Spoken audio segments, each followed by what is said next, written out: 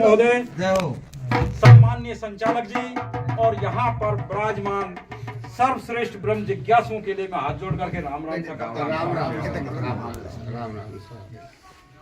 गुरु गोविंद दो खड़े काके लागू पाए बलहारी गुरु आपकी गोविंद दियो। गुरु विश्वास है, आपने गुरु किया और उस पर विश्वास नहीं किया तो सब कुछ बेकार है। गुरु अभ्यास है, गुरु ने जो कुछ भी आपको दिया और उसका अभ्यास नहीं किया फिर भी बेकार है। और गुरु प्रकाश है, गुरु अंधकार से प्रकाश की ओर ले जाता है, कुमार्ग से सदमार्ग की ओर ले जाता है और बुराइयों से अच्छाई की तरफ ले जाता है। वही हमें अपनी मंजिल तक पहुंचाता है। आगे देखो भाई साहब, या तो आप कर लो फिर या फिर नहीं, आप तो बोलो वो तो जाने वाले वो जा रहे हैं इसलिए रोकने के प्रयास कर रहे हैं। ओम ईशावास्यम इदम सर्वम यत् किंच जगत्याम जगत। ओम ईशावास्यम इदम सर्वम, यहाँ पर जो कुछ भी है उस सब में ईश्वर का वास है। यत् किंच जगत्याम जगत, इस जगत के चराचर जगत के अंदर जो कुछ भी है, चाहे वो स्थूल है, चाहे वो सूक्ष्म है, चाहे वो अणु है, चाहे परमाणु है, चाहे सजीव है या निर्जीव है, सबके अंदर परमात्मा का वास। आगे कहते हो तेन तक तेन भुंजी था,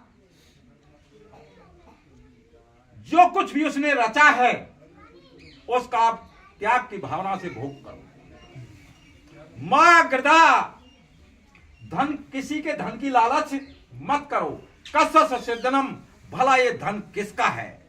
जिस आकाश के नीचे आप रह रहे हैं वो आकाश परमात्मा का है। जिस जमीन पर आप निवास करते हैं वो जमीन परमात्मा की है और सबके लिए बनाया है, क्योंकि परमात्मा सबका है। आगे जिस प्राणवायु को लेकर के आप जीवित हैं वो प्राणवायु सबकी है। जिस जल को पी करके आप रहते हैं जीवित, वो जल सबका है। और वो अग्नि जो हमारे सभी कार्य संपादन करती है, वो अग्नि भी परमात्मा की है। भला आपका है क्या जिसके लिए आप इतना वो संघर्ष करते हो। आगे एक छोटा सा संवाद है, बहुत ही छोटा। आचार्य बंदी और अष्टावक्र जी के बीच का वो संवाद है। अष्टावक्र जी के पिता आचार्य काहोट को शास्त्रार्थ में बंदी ने पराजित कर दिया था और उसमें एक शर्त रखी गई थी कि जो पराजित हो जाएगा उसे जल समाधि लेनी पड़ेगी। अर्थात आचार्य अष्टावक्र जी के पिता आचार्य काहोट का जल समाधि के द्वारा देहांत हो गया और उस प्रतिशोध को लेने के लिए अष्टावक्र जी जैसे विदेहराज जनक जी के दरबार में पहुंचते हैं तो उनको देख करके सभा पूरी जोर से हंसती है और थोड़ी देर बाद में वो भी सब जोर से हंसते हैं। विदेहराज जनक जी ने कहा, हे ब्राह्मण पुत्र, इनका हंसना तो मेरी समझ में आता है, किंतु आप किस बात को लेकर के हंसे हैं? ये मेरी समझ से बाहर है। उन्होंने बताया कि मैं सोच करके आया था कि आचार्य बंदी को विदेहराज जी के यहाँ विद्वानों की सभा है, उसमें चुनौती दूंगा शास्त्रार्थ के लिए, किंतु मेरे को यहाँ करके मालूम लगा ये तो गुणहीनों की सभा है। अर्थात चमड़े की परख तो जानते हैं लेकिन गुणों की परख यहाँ कोई नहीं जानता। विदेहराज जनक जी ने कहा, महाराज मैं इसके लिए पूरे सभा सहित क्षमा चाहता हूँ, लेकिन आप अपने आने का प्रयोजन बताएं। उन्होंने कहा कि मैं आचार्य बंदी से शास्त्रार्थ करना चाहता हूँ। उन्होंने जवाब दिया कि आचार्य बंदी से शास्त्रार्थ के लिए आपकी उम्र इतनी नहीं है कि आप उससे शास्त्रार्थ कर सको। उन्होंने कहा ज्ञान वृद्ध होने के लिए तो कोई आवश्यकता नहीं है, मेरे पास गुरु की कृपा ही बहुत है, उसी से मैं, लेकिन मैं साथ साथ करके जाऊंगा। दोनों के बीच जो साथ साथ होता है उसमें पहला प्रश्न आज अष्टावक्र जी से आचार्य बंदी ने पूछा, और वो प्रश्न था कि प्रपंच क्या है। अष्टावक्र जी ने जवाब दिया कि जो कुछ भी दिखाई दे रहा है परमात्मा के अलावा वो सब प्रपंच ही प्रपंच। उन्होंने कहा कि जो दिखाई दे रहा है उसका अभिप्राय क्या है, उसका मतलब क्या है। उन्होंने कहा जहां तक मन, वाणी और इंद्रियों की पहुंच है वो सब दृश्य है, और उसे देखने वाला मैं दृष्टा। उन्होंने कहा तो फिर दृष्टा को कौन जानता है, दृष्टा को कौन देखता है। उन्होंने जवाब दिया दृष्टा स्वयं आत्मा है, और आत्मा प्रकाशवान है। उसको देखने के लिए, जैसे सूरज को देखने के लिए छोटे छोटे दीपों की आवश्यकता नहीं होती है, इसी तरह आत्मा को देखने के लिए किसी अन्य साधन की आवश्यकता नहीं है, वह स्वयं सिद्ध है। उन्होंने आगे प्रश्न फिर बढ़ाया कि फिर ये संसार कहां से और कैसे आया। उन्होंने जवाब दिया कि यह संसार सिर्फ उससे आया, वह कौन है, वह इस जगत का रचनाकार है, पालन करता है और संहारक है, जो अपनी योग माया के द्वारा इस जगत की उत्पत्ति, स्थिति और लय करता है।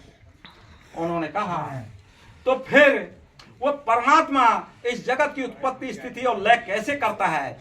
उन्होंने कहा कि जैसे एक मकड़ी अपने जाले का निर्माण करती है, उसमें विचरण करती है और अंत में उसे निगल जाती है, इसी तरह परमात्मा इस जगत की उत्पत्ति, स्थिति और लय करता है। उन्होंने आगे प्रश्न फिर बढ़ाया कि फिर जीव क्या है। उन्होंने जवाब दिया जीव स्वयं आत्मा है, किंतु अविद्या के कारण यह है संसार के भोग विलासों में फंस जाती है और जिससे सुख दुख का अनुभव करती है। उन्होंने आगे कहा तो फिर यह अविद्या क्या है। उन्होंने जवाब दिया कि अविद्या जो अनात्मा है उसको आत्मा समझना। हम अनात्मा को आत्मा समझते हैं, यह अविद्या है। जैसे ये शरीर आत्मा नहीं, इसको चलाने वाली शक्ति ही आत्मा है, लेकिन मैं सब कुछ यही समझ लेता हूं कि मैं काला हूं, गोरा हूं, चलता हूं, फिरता हूं, सब काम मैं करता हूं, जबकि इसको चलाने वाली शक्ति ही आत्मा है। हम अनात्मा को आत्मा समझ लेते हैं और निर्विकार को विकार युक्त समझना, जो हमारे काम, क्रोध, मद, लोभ, मोह, ये सब संसार के प्रपंच हैं, बेकार हैं और इन्हीं में हम खोए रहते हैं। तो ये अविद्या है। उन्होंने आगे प्रश्न फिर कहा कि संसार को ही सत्य समझना अविद्या है। जो भी ये संसार दिखाई दे रहा है वो सब परिवर्तित है, प्रति क्षण बदलता रहता है और परमात्मा एक रूप रहता है, वो कभी नहीं बदलता। संसार सरक रहा है। जैसे मैं बच्चा था, बच्चे से जवान हुआ, जवान से वृद्धावस्था को प्राप्त हुआ और वृद्धावस्था के बाद मृत्यु को प्राप्त हो जाता। किंतु जो आत्मा है वो सदैव जवान में, बुढ़े में, वृद्ध में एक रस है। नहीं अरे तो उन्होंने आगे कहा तो फिर विद्या क्या है। उन्होंने जवाब दिया आत्मा का ज्ञान ही विद्या है।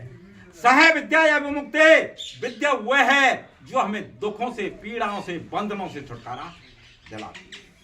विद्या वह है जो हमें द्वैत के भाव से, अलगाव के भाव से इस भेद को विद्या मिटाती है कि मैं और आप अलग अलग हैं। इस भेद को विद्या मिटाती है। और विद्या हमें दृष्टि देती है जिससे हम अपने आत्मा के स्वरूप को पहचान सकें कि हमारा स्वरूप क्या है, आत्मा का स्वरूप क्या है। क्योंकि हम सब, ये शरीर है हमारा, 5 तत्वों की मूर्ति है। चित जल पावक गगन समीरा पंच रचती अधम शरीर, और वो सत चित आनंद स्वरूप है। आगे उन्होंने कहा कि विद्या वह है जो हमें द्वैत के भाव से छुटकारा दिलाती है। हम दो हैं, अलग अलग हैं, इस भेद को विद्या मिटाती है। आपके अंदर, मेरे अंदर, सबके अंदर वही आत्मा एक ही निवास करती है। और विद्या हमें दृष्टि देती है जिससे हम अपने आत्मा के स्वरूप को पहचान सकें। तो उन्होंने आगे कहा कि परमात्मा को जानने की प्रक्रिया क्या है। उन्होंने बताया कि परमात्मा को जानने के 2 मार्ग हैं। पहला मार्ग तो यह है कि जो परमात्मा नहीं है उन विषयों में हम खोए पड़े। सब नाम रूप गुण दोष सदोष ये वस्तुएं परमात्मा नहीं है, इनमें हम खोए रहते हैं। तो इनका निषेध करना, इनको नकारना, क्यों, ये संसार है, इसको नकारना। दूसरे कि सत्य जैसा है उसे उसी रूप में पहचानना। सत्य अस्तित्ववान है, सत्य का अस्तित्व है, अस्तित्व का कोई अस्तित्व नहीं है। मैंने कल भी आपको बताया था कि जैसे हमने चने को बोया, चना निकला आया तो वो सत्य है, और भूंज करके हमने चने को बोया असत्य है। तो क्या है कि सत्य अस्तित्ववान है, सत्य का अस्तित्व है, असत का कोई भी अस्तित्व नहीं। जैसे मेरी परछाई का कोई अस्तित्व नहीं है, यदि मैं हूं तो मेरी परछाई है। इस देही का कोई अस्तित्व नहीं है, यदि इसको चलाने वाली शक्ति आत्मा है, जो इसकी रक्षक है। जब इससे निकल जाती है तो आपकी कीड़े मकोड़े सब खा जाएंगे, आपको सुरक्षा करने वाला कोई नहीं। तो क्या है कि उसको, वो सत्य है और ये देही असत्य है, क्योंकि इसका अस्तित्व नहीं है। संसार का कोई अस्तित्व नहीं है, इसको बनाने वाले परमात्मा का अस्तित्व। प्रकाश का कोई अस्तित्व नहीं, सूर्य का अस्तित्व है, क्योंकि सूर्य है तो प्रकाश है। सूर्य से आगे उन्होंने फिर कहा, तो क्या परमात्मा को तर्क के द्वारा जाना जा सकता है?